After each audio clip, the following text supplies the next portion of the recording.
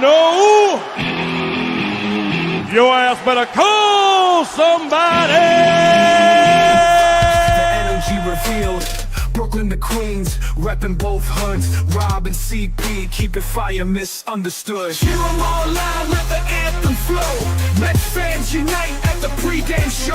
From city stand lights to the skyline greens, it's the heartbeat of Queens, the craziest dreams. Rob hype on the mic, CP's the fire spark. Together they ignite, voices like the park fans drift in jerseys. Legacy bold, the Metropolitan story forever told.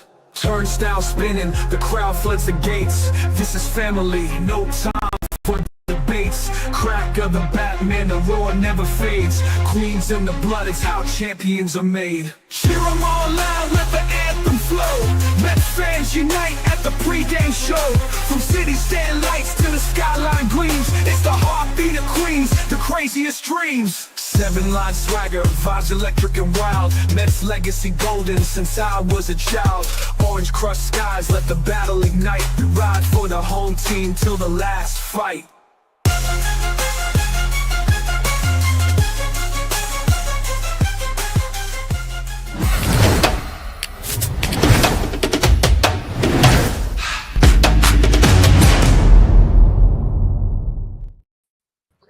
What's up, Mets Nation? Welcome back to the Amazing Mets pregame show here with your guys, CP and Rob. How is everyone doing on this lovely, lovely Tuesday evening ahead of Mets versus White Sox game 2, following a walk-off victory thanks to Francisco Lindor yesterday to take game 1 of this series. The New York Mets are looking to take yet another series here in game 2 with a victory. We'll be talking about the upcoming pitching matchup. We'll be talking about the upcoming lineup discussion and everything that we need to know from what we saw yesterday from the lineup and what to expect today from the lineup, because there is another shift and another change that Carlos Mendoza is deploying in today's lineup. So we'll talk all about it. Appreciate you all being here. Please do smash those thumbs up and subscribe buttons. Rob, how you doing? A win's a win. I'm doing good. It wasn't the most appetizing victory, but again, a win's a win. I'll take it every day of the week. They got to be better. We all know that. But overall, we got a couple of New York teams playing that wearing orange and blue today that we're expecting wins. So let's get it done and let's win another series.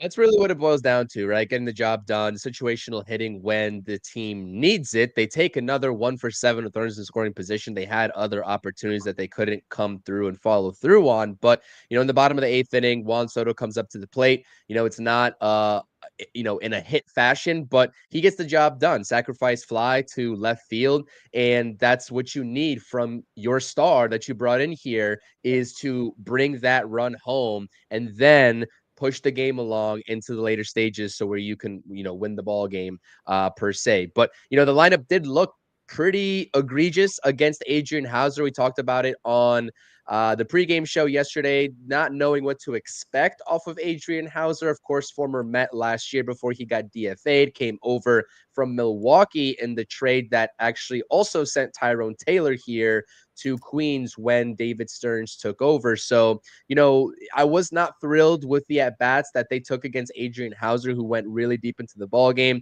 Had a little bit of trouble there, I believe, in that bottom of the 7th inning, was relieved, and the reliever got a really big out. You can see Adrian Houser was pumped up, but nonetheless, the Mets get the job done.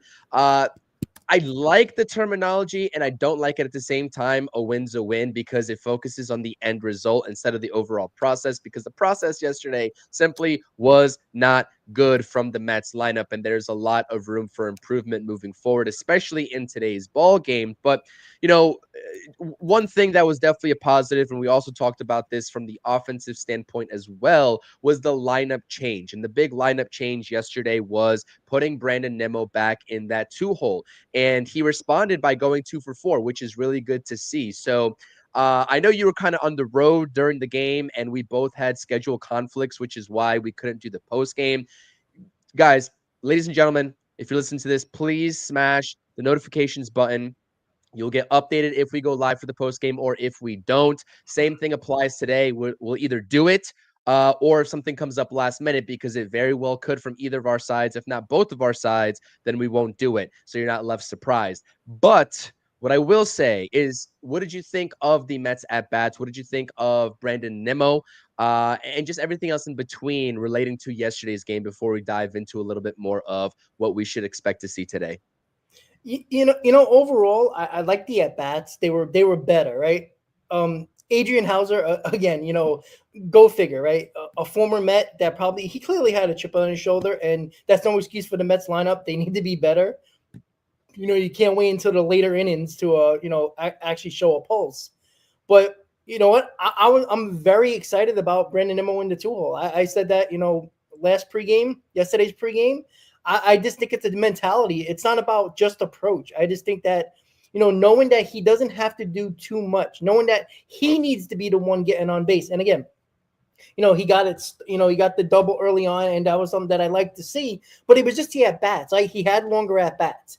He was fouling off pitches. He wasn't over swinging. It's just the little things that certain guys, not all guys, but certain guys, when you put them in certain parts of the lineup, they change either their mental approach at the plate, or they just change their entire approach at the plate. And I think that's what Brandon Nimmo did. Again, he's still uppercutting. He's still, has that launch angle swing. He's still trying to somewhat hit home runs, but he wasn't over swinging. You could see that he choked up on the bat yesterday as well, with something that he hasn't done in a while. He was choking up with 2 strikes. That is something that you have not seen from Brandon Nimmo. That's why I like Brandon Nimmo in the 2-hole, right? We can talk about Vientos all we want. I mean, Vientos is halfway off the lineup if you look at the lineup today. And so, again, who are we putting in the 2-hole if Juan Soto is going to be number 3 right now, right? I think you have to put Nimmo there. Give Nimmo a chance, and I'm not saying give him 1 or 2 days. Give him a couple of weeks. See what he can do in that 2 spot between Lindor and Soto.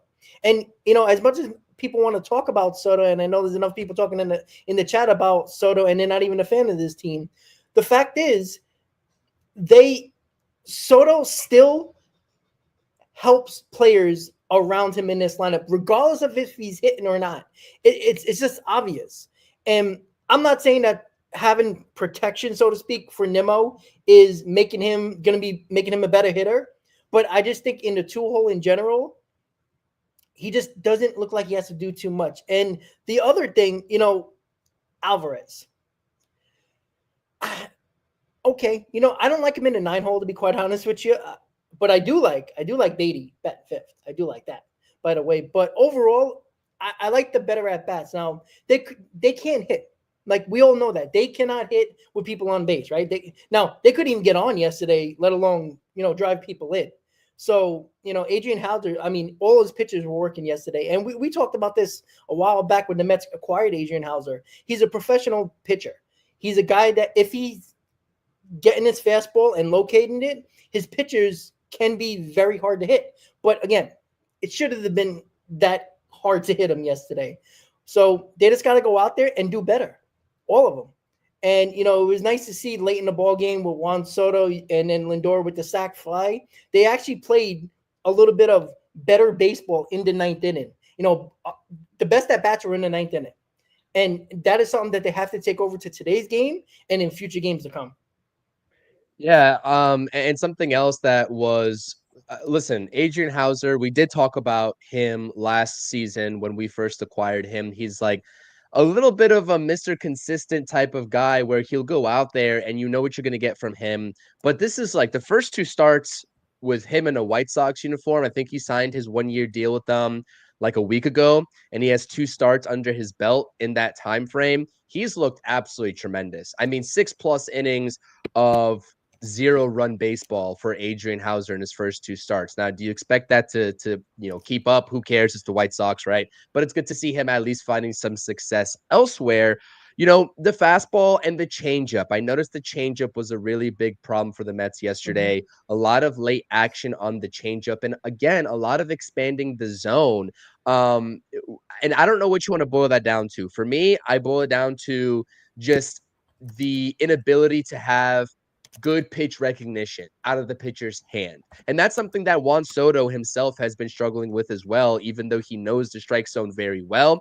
It just seems like he hasn't been picking up particularly the off-speed pitches well, but even the fastballs, right? He's not really doing damage off the fastballs, especially the higher velocity, because I think he's guessing up there at the plate, and I think he's all out of sorts in terms of what his approach should be. You and I say it all the time. I think a lot of people who grew up playing the game of baseball know this from a hitting perspective. I would like to think that professional hitters carry the same approach as well, because it just makes sense. Instead of working backwards, you attack the fastball, look fastball, and then adjust off speed. And I know it's a little bit harder to do for a guy that's throwing 96, 97, 98, but when you have a guy that's throwing 92, 93, maybe even 94, it's a little bit easier. It's not that much easier because it's still 90 plus coming at you from a short distance, but it's a little bit easier. So good job on the band there too. I was actually, it was funny because I was talking to a Yankees fan today on social media, and they kind of, I guess, replied to a comment from me about when in the offseason when I responded, right, to them about Soto.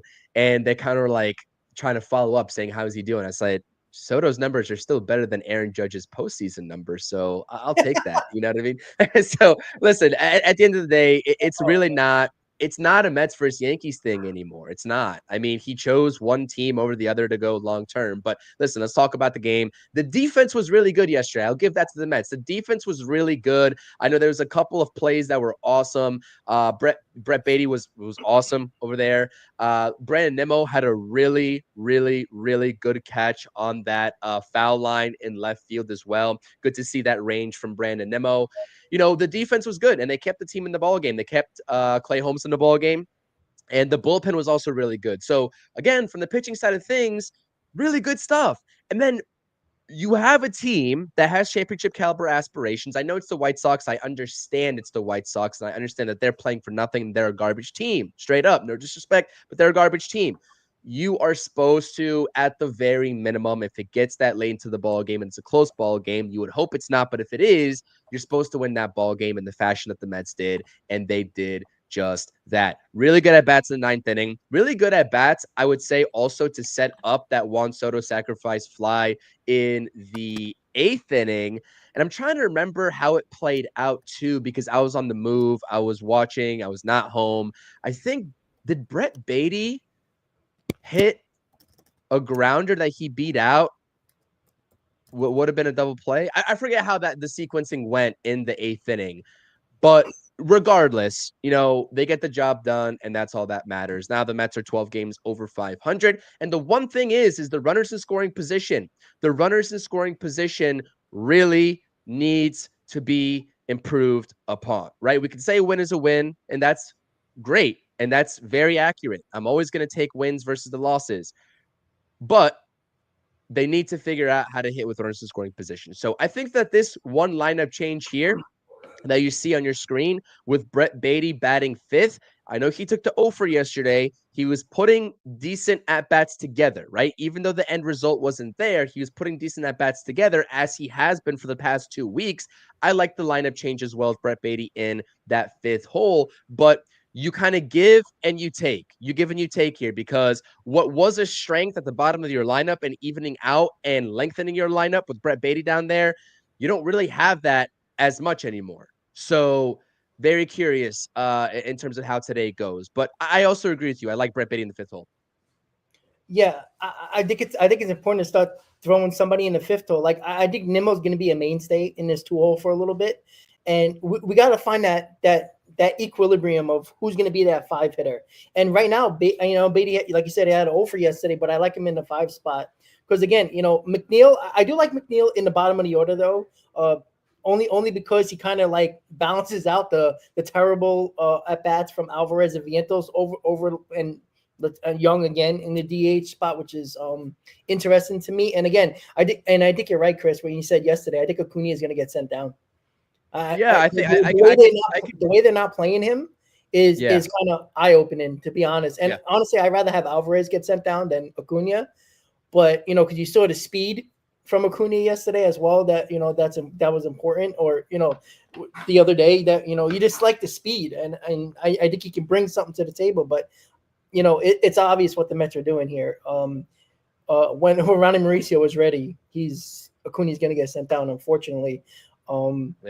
it just seems like that's the case, right? They like Beatty. You know, Beatty has been more productive this season than Acuna. Like, you know, even with the stretch of what 2.5 weeks of, or almost 3 weeks of Brett Beatty, he's been more productive than Acuna. And I think the what the Mets are looking at here, you know, I know I'm going outside the box a little bit, but you know, it is eye opening that he's not in the lineup, you know, today, is the fact that, you know, Acuna is not a run producer. And the Mets need run producers right now. And Brett Beatty, even though it's only a couple of weeks, he's been producing runs. Either it's via the home run or getting big RBIs. Acuna is a table setter, which, again, nothing wrong with that. It's just that, you know, when you're in the lineup, it seems like the RBI spots find you. And, you know, they talked about it on the broadcast yesterday that, you know, the Mets move Juan Soto to the number 3 hole, and the RBI situations still find him, right? So it's going to find you, unfortunately. It is unfortunate that Acuna is going to get the short end of the stick, but again, when you're not producing and this team has hard time scoring runs, you need people that are potential run producers. And I don't think Acuna is that, at least to this point right now, and it's unfortunate. We said it yesterday in the pregame show. It's a different timetable. That's why if it is Acuna, listen, I was the biggest Acuna supporter, and you know, he was proving me right there for a second before he kind of went and fell off a little bit. And you just got to realize that situations change, and his approach really has changed for the worse in terms of expanding the zone and being susceptible to the inside pitch, like you were saying yesterday. I don't mind it. The kid's 22 years old, going on 23. His timetable is a little bit further away, quote unquote. I know that he's appeared right at the major league level for the Mets a handful of times already, but think about the 24-year-olds, the 25-year-olds going on 26-year-olds, Vientos, Beatty, Mauricio. How many times have they been up and down? The same thing is going to be said for Luis Angel Acuna. And if Acuna was 25 years old, right, alongside Brett Beatty and Vientos, etc., then I would not be saying this. But I have no issues. If Acuna is the guy to get sent down, I've got no issues with that. And the only reason why I think that they won't send down Alvarez is, I mean, at that point, clearly Torrens is going to get bulk playing time moving forward, at least you would hope, with the discrepancy and the differences of each of these guys' play. Hayden Sanger did a really good job defensively, but you get nothing with the bat. Although you get nothing with the bat right now, pretty much with Francisco Alvarez. I just think that the upside, and if Francisco Alvarez does figure it out, I think that they'll be a little bit more reluctant to send Alvarez down for a guy like Hayden Sanger, who's just strictly there for defense. And you already have that strength defensively with Luis Torrens anyways. So I don't know. We'll see what they end up doing. I still think Mauricio is a couple of weeks away. I don't think it's going to be a next week type of thing, even though he's played in 15, 16 minor league games at this point since his return.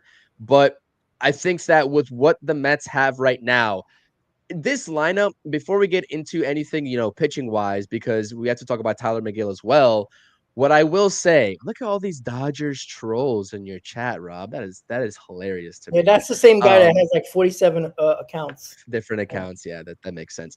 What I was gonna say is, now I lost my train of thought. What I was going to say is Jared Young, still seeing him DHing. This is the thing, right? I still stand by this, that the best combination of a lineup that you could possibly throw out there is Vientos DHing, Brett Beatty playing third base.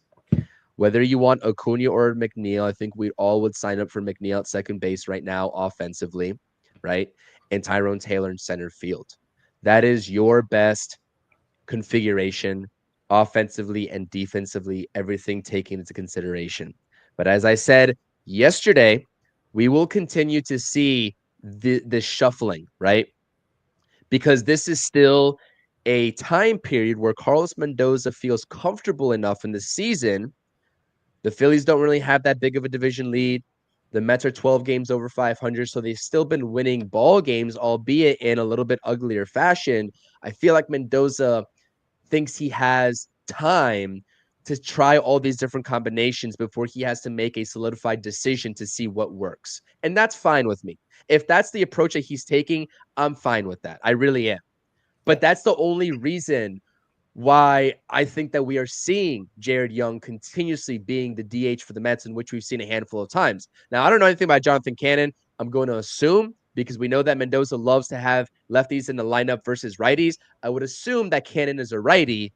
But yeah, I mean, Jared Young has potential in his bat, but we haven't seen it yet.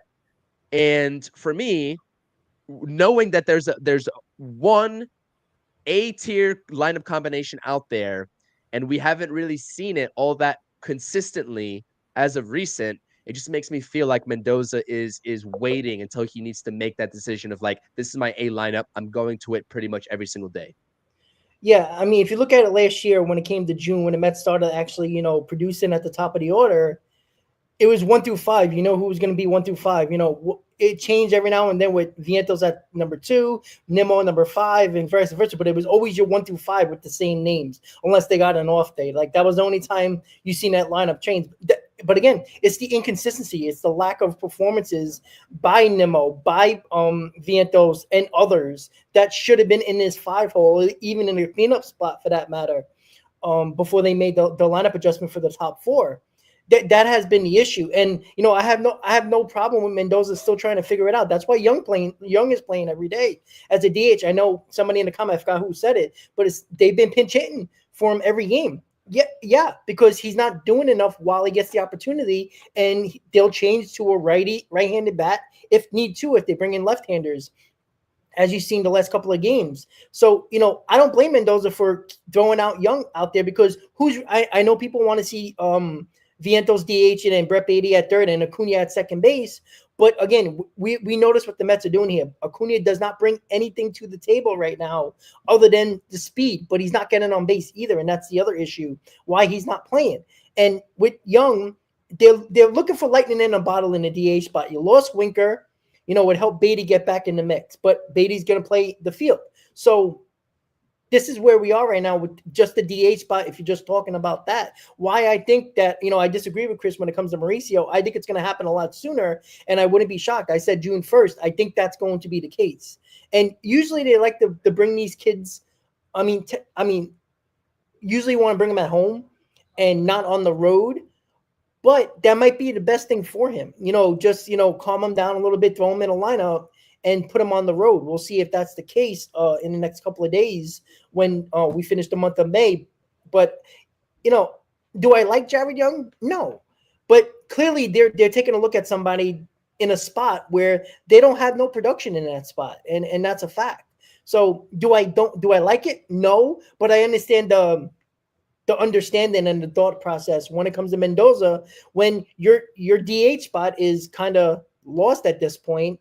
And your number 5, let's hope our 1 through 5 is this for the next 4 months, right? Let's just hope that. If Vientos has to be a number 6 hitter, oh well. It is what it is. That just makes the lineup deeper if he starts to get going a little bit. But overall, I just feel like he's still looking for that right lineup where you can go in every day and Mendoza does not have to worry about the top 5. He knows the top 5 is going to be this.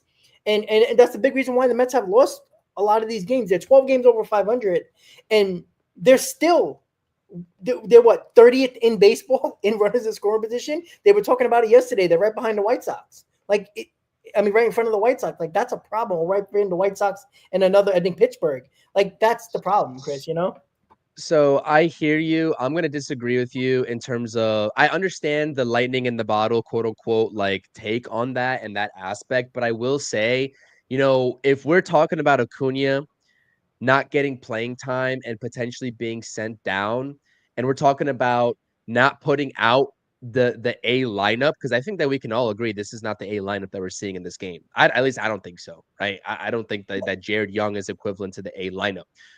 And McNeil is not the, playing in center field is not your A lineup because Tyrone Taylor's not there. Yeah. It's not. So, but if you have, like we've seen McNeil in center field on a handful of occasions, this would be the game to play Luis Angel Acuna and get him those reps. This is exactly the game. That's why it's eye-opening. Like Right. that's why and that's what I'm saying. Like it's so easy to DH Vientos, play Beatty at third, put Acuna at second. You got all the guys that you were expected to be in this lineup, from opening day because of what we hope they can be. All of them can be, and that's why it's eye opening. That's why I think Acuna's a few days away from getting sent down. And again, this is why I don't like the fact that the situation where they're playing with Acuna, or they were playing at Beatty early in the year as well. They're not playing these guys. The growth is not happening, especially from a 22-year-old Acuna. That's why I would have never brought him up in the first place. I understand that he helped us earlier in the season, but I just feel like there's nothing that you're gonna what you want. You don't want him just to be a table setter long term. You want him to be a guy that could be a leadoff hitter, could be a number two, could bat ninth as well. But I project him to be a leadoff hitter at some point. When Lindor gets a little bit older, I would like Acuna at that top spot because of his speed. But he needs to learn to, get on base more, and that's taking your walks, lower them strikeouts a little bit, and get that average up more. Or you're kind of, an average ball player. You're kind of a fringe major leaguer at this point, and that's why I just don't like the stunt, the growth that he could have at the minor league level, and putting them up here and playing them, twice a week is not doing anything. Pinch running him almost every game. What is that? What is that doing? He knows how to run. We know that.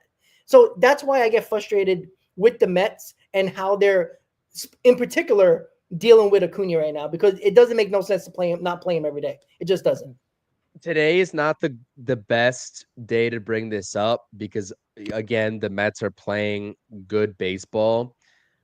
Winning baseball, I should say. They're not playing good baseball because I won't categorize this as good baseball, offensively especially, but they're playing winning baseball, being 12 games over 500.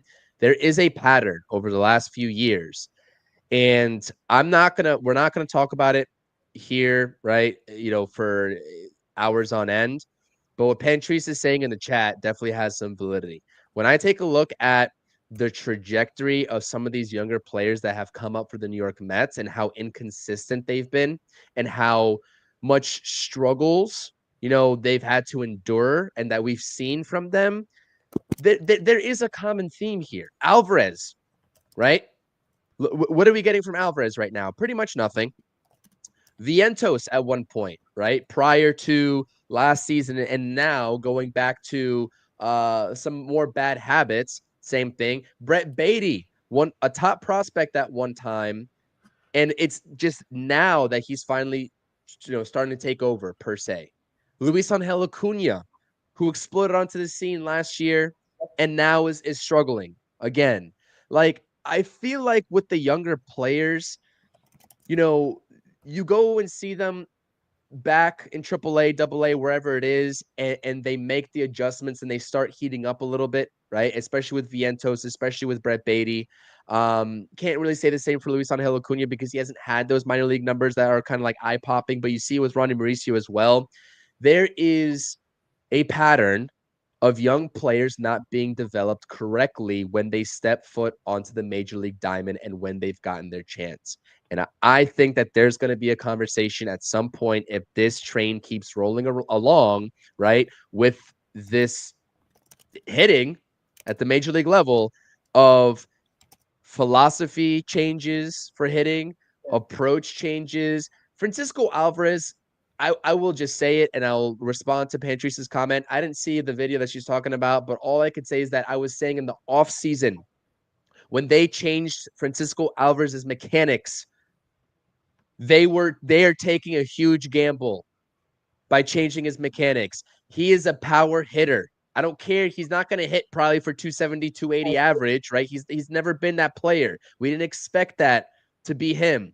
But when they changed his mechanics, they were committing to stunting his power upside because those mechanics, and I was watching him all off season, the drills that he was doing, the new sort of load up that he was doing, whatever it was to get him more on time with the pitch, but the mechanics, the power of it goes out the window to what I assessed, right? Yeah. That's a problem. That's a problem, Rob. I'm sorry. I don't care if Alvarez is ever going to be a 270, 280 hitter.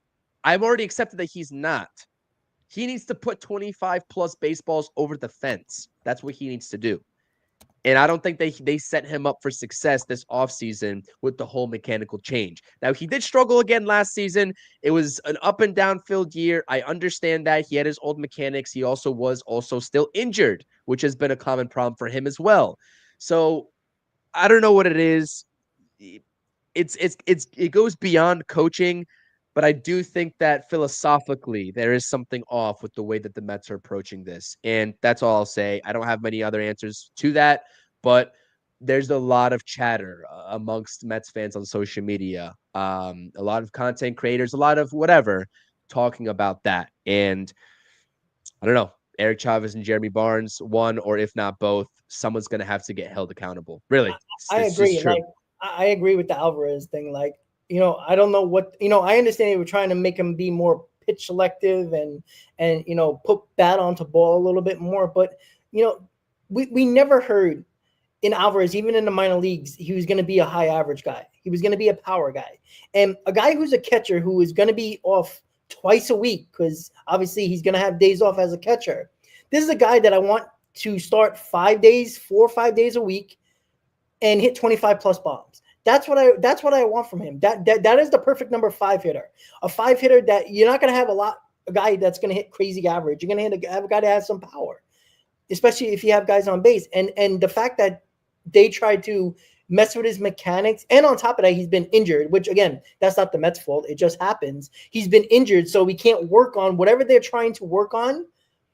He can't work on because again, he hasn't had a full spring training also, which is the other issue that, he's injury prone. He got better defensively, which is nice to see, but you can't be a zero at the plate. And we can blame everybody we want. We can blame Chavez. We can blame Barnes. And Alvarez has blame. I say this many times. Fire Chavez, fire Barnes. Is this going to change the runners in scoring position? Probably not. It comes down to the regular guys. Now, I do agree that they fucked with Alvarez way too much, in my opinion. And I think Chavez, they always have this special little project on the side. And this goes for every team, by the way. Go to every team's hitting coach. They always got that special little project on their roster that they want to deal with. That goes for pitching coaches, hitting coaches, etc. So, and Chavez, and I listened to a little bit of the podcast that they talked about Alvarez, and Chavez should be fired because of that, by the way. I only listened to like 2 minutes of it. He was basically, to break it down just a little bit so everybody can watch it and get their own opinions, he was basically saying that why they were trying to change his approach and mechanics. And it's basically more contact. Like it's stupid. It really is. Like, you want more contact? Have that special project being Luisano Acuna.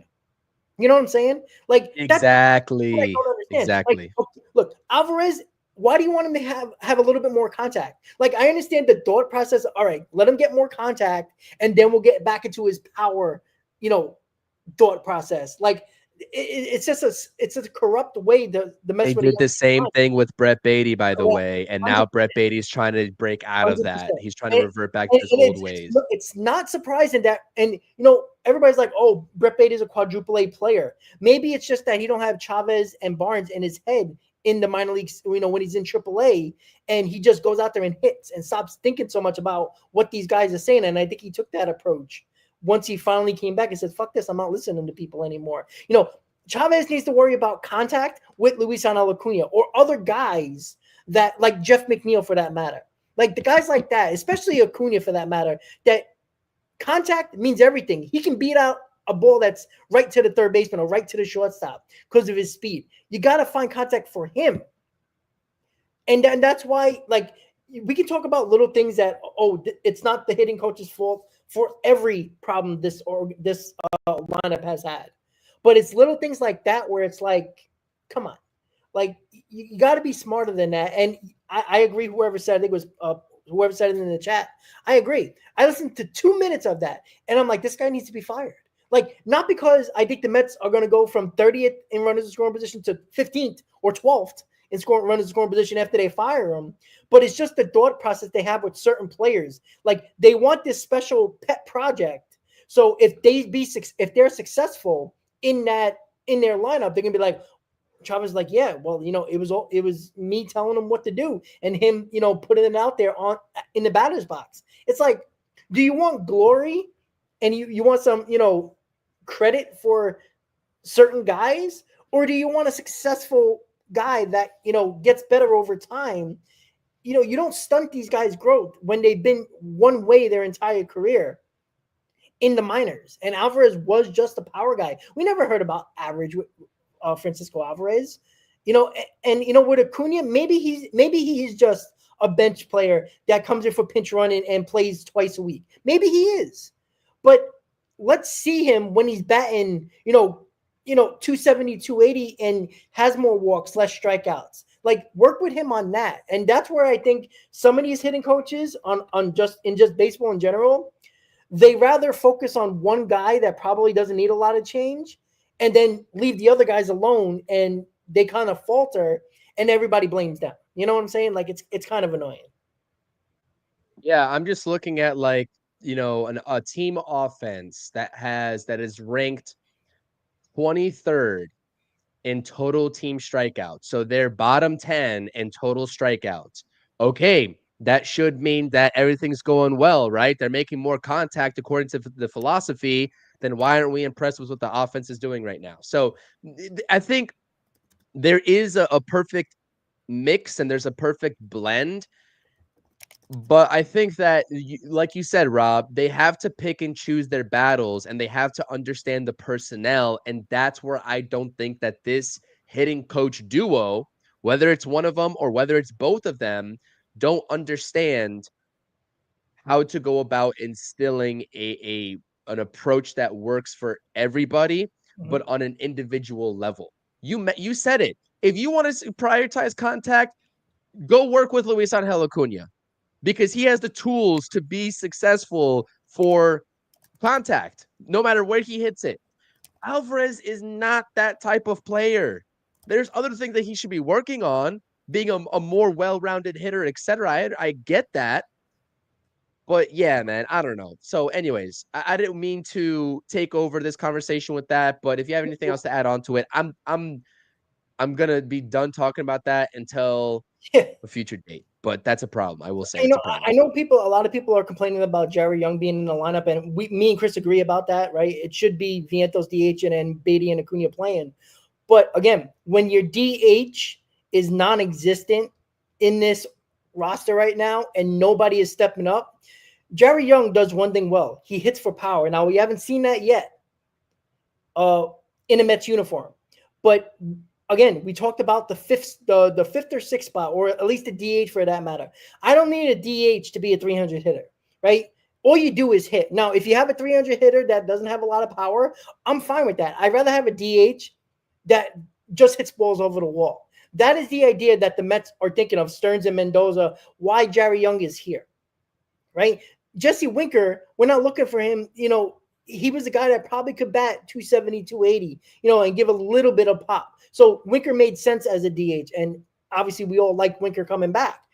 But at this moment, no matter who you put there, even if you put Vientos there, he has not shown the power that he's shown last year at this point. So the Mets are looking for a DH right now that provides some pop. Because what does a home run do in the 6 hole, right? You might have 1 or 2 guys on. So you're not, at the bottom of the order, you're not expecting high average guys. So what are you looking for? You're looking for a guy to jump on a pitch to hit a 2-3 run homer. That's the idea that they're looking at right now with the DH spot. The DH has been a complete zero for the New York Mets since the DH has been existing. Like that is sad. Like, I was so excited when the National League, adopted the DH, because I was like, holy shit, the Mets finally can actually put a guy who they sit down every day on the bench and put him in the DH spot. It hasn't worked. How many years has DH have been here? 6 years, 5 years? Since right before the pandemic, I think, or right during the pandemic, whatever the hell it was. But Jared Young, the DH spot has been a hole for the Mets for as long as we can remember, since it's been in existence in the NL. The problem right now is that the DH isn't helping the Mets offense. So what are you looking for at this point right now with Winker being out?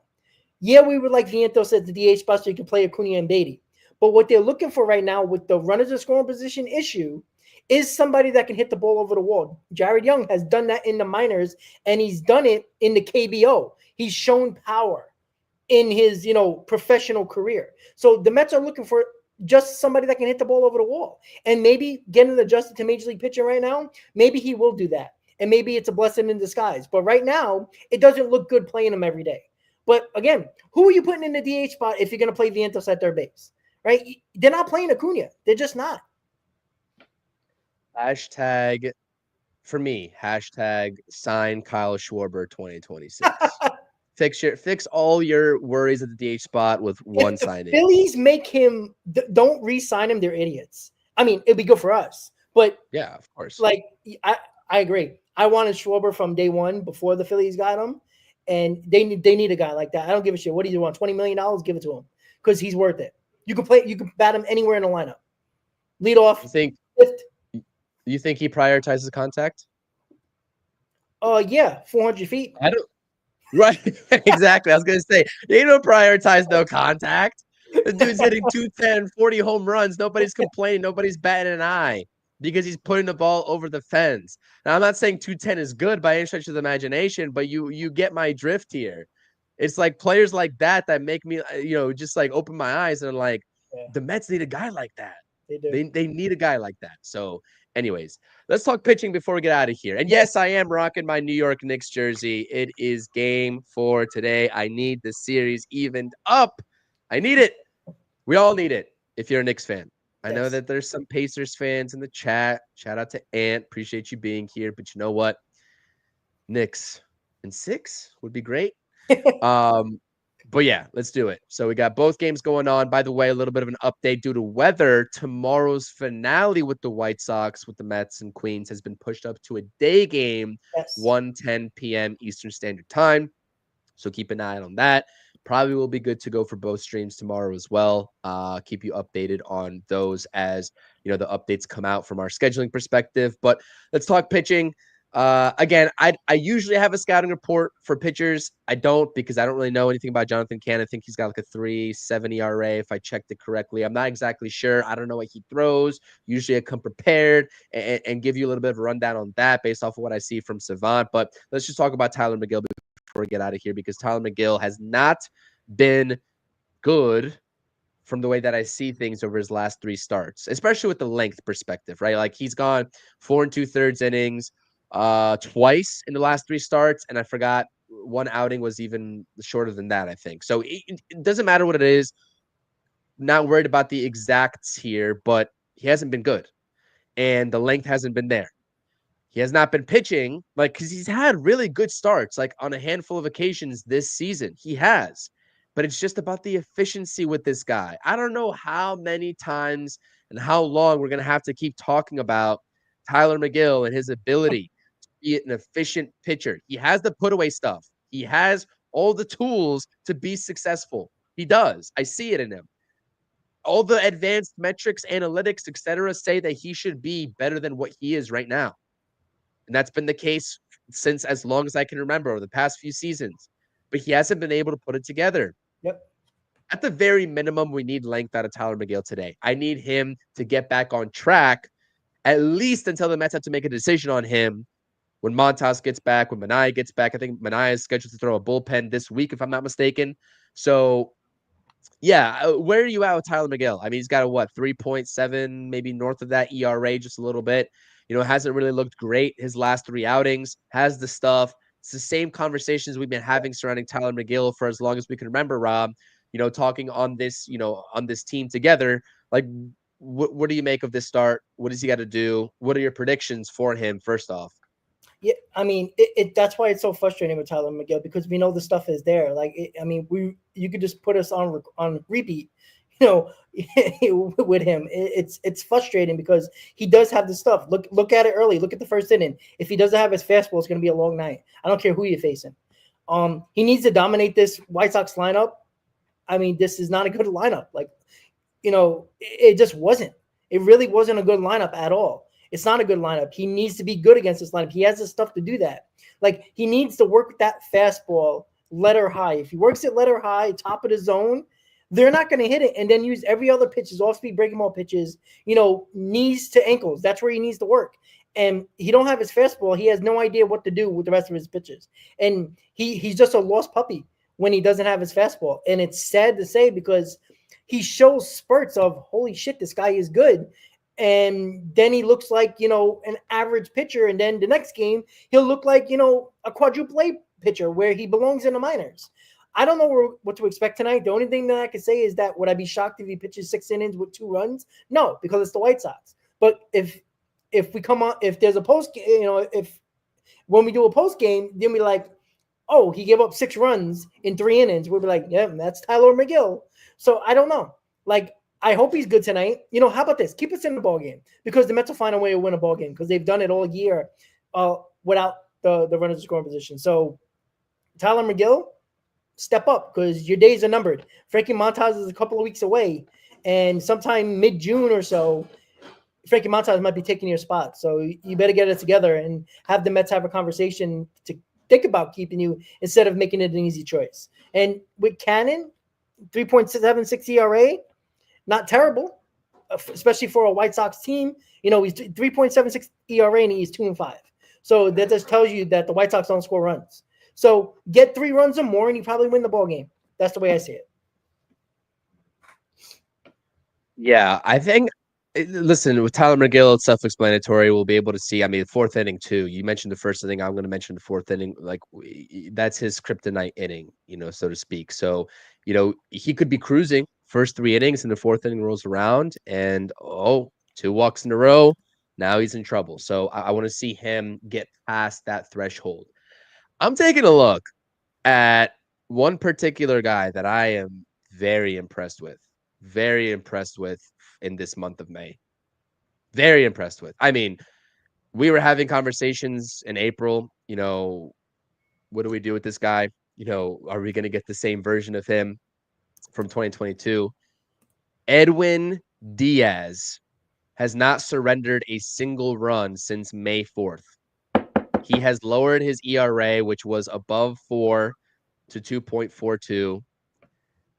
I mean, Edwin Diaz is looking lights out. There's nothing else to say. Confident. You know what he's doing? He's throwing his fastball. That's the big thing. He's not getting away from his fastball. We all know what Diaz. Once he gets slider happy, he's in trouble. When he throws that fastball consistently, first off, you're throwing 98 to 100. Nobody's touching that. It's just not. With his movement, nobody's touching that. And then occasionally, flaking that slider, he's untouchable right now. And let's be honest, he's probably one of the better closers in baseball right now. He's 12 for 12 in save situations or 11 for 11 in save situations. Got the win yesterday, coming into a tie ball game and giving the Mets opportunity to win the ball game in the bottom of the 9th. Edwin Diaz has been outstanding, man. Really been outstanding. It's good to see. Really good to see. I mean, 2 pitches, like you said, 4-seam fastball, averaging just around 97 miles per hour. I mean, he can rear back and throw it up to 100. We know that. We've seen that. But, opponents are hitting 114 off of his fastball. He's throwing it for 51.2% of the time. The slider is coming in right around 90 or 89 miles per hour. So that's around a 7 mile per hour difference, 8 mile per hour difference, which is exactly what you want to see. But, I look at 48, just about 49% versus 51%. It's pretty even. So it looks like he's also keeping the hitters guessing, but the confidence and the location of his fastball is something that's been much improved since the month of April. So that's why we're seeing that success. And, in comparison, 114 batting average against his fastball versus a 179 batting average against his slider. I mean, there's really nothing that I could say, right, to be honest. And the put away percentage for both pitches are pretty much dead even. So the opposing hitters aren't figuring out either of those pitches right now. And let's just hope it stays that way. He's been phenomenal. Other guys in his bullpen, like Brazaban, have been phenomenal. I mean, bullpen and rotation, not really my concern. Let's get this offense going often and early in today's ball game. I don't know how many times I have to say it. Put some runs up. Make it a laugher, please. No 2-1, no walk-off victory. Make it a laugher. Make it a laugher because I want to just put all my attention on the Knicks game when it rolls around. You know what I mean? I want to put the Knicks on the big screen and have the Mets playing on the computer. That's what I want. Exactly. So That's it. So anyways, that's my final thoughts. Go out there, win a ball game. Again, keep the notifications buttons on both of our channels to get notified if we go live for the post game. I think we'll have an answer whether we're going to do a post game or not, in the next hour, 2 hours, something like that. So it's going to be during the game, and we'll keep you updated. But at the very minimum, day game tomorrow. One of us will be live for the pregame, if not both of us. And postgame, I think we should both be good for the postgame, if I'm not Yeah, mistaken. absolutely. We'll be there for the postgame tomorrow for sure. Would love to have a postgame, a quick one during the Knicks game tonight, but we'll keep you updated. So, Rob, final thoughts here before we sign off. Yeah, overall, the offense needs to get going. That's something that we've been saying for 53 games, 54 games now. Let's get it together. Let's have a blowout. It would be nice that I could turn this game off and just, turn on the MLB app and just see what's going on every now and then and have the Knicks on the big screen, like Chris said. Get it together. I want to see Tyler McGill pitch like he's an actual pitcher. That would be nice. And the lineup to show up tonight. Like, let this be a laugher. We need a laugher. It would be nice, right? I'm sick of stressing in the ninth inning against teams like the White Sox. It's very annoying. Overall, 12 games over 500. As bad as they've been with runners in scoring position, they're still 12 games over 500. So they're good somewhere. And it's been the pitching, bullpen and starting pitching that's been carrying this team for the first quarter of the season already. And this is the date of demarcation, right? Usually Memorial Day is the day where you start looking at, stand-ins, wild card, how good is this team is, given like a grade for this team. And right now I can give probably a B- because of the pitching. The offense hasn't been there yet. But this time last year is when the offense went from 3.5 runs per game to 5 runs per game. That's a huge jump. A run and a half is a huge jump. And I do expect these guys to come through because the back of the baseball cards says so. So overall, let's get it done tonight, guys. Let's win another series, dominate at home like we have. And guys, make sure you put that notification button on, because if we're going live or not, you'll have an idea if the post game is on or pregame or anything else that we post. So make sure you hit that bell to put those notifications on, guys. And let's go Mets. Absolutely. Let's go Mets. Hit the bell, hit the thumbs up, hit the subscribe. You know what to do. We appreciate everybody in the chat. Everybody, ladies and gentlemen, thank you for showing out for us and supporting the stream, whether you're watching from X, whether you're watching from YouTube. We definitely appreciate the support. Let's go Mets. Let's go Knicks. Let's go win a series. Peace.